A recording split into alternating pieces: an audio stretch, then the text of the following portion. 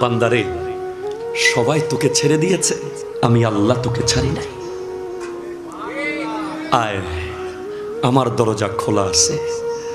ওয়াল্লাহু ইয়াদউ ইলাল জান্নাতি ওয়াল মাগফিরাহ। আল্লাহ ডাকছে গুনার ক্ষমার দিকে আর জান্নাতের দিকে।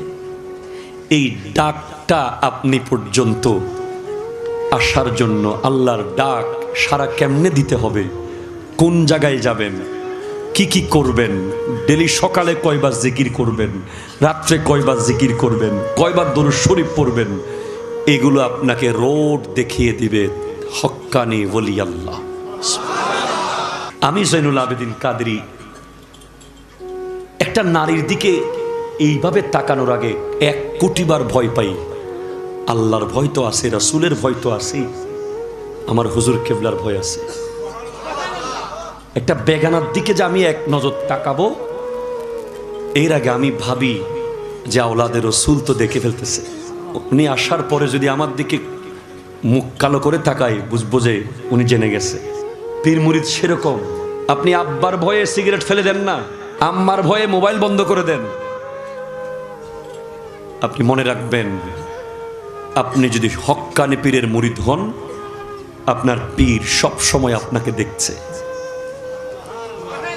এই ক্ষমতা পীরকে দিছে কে?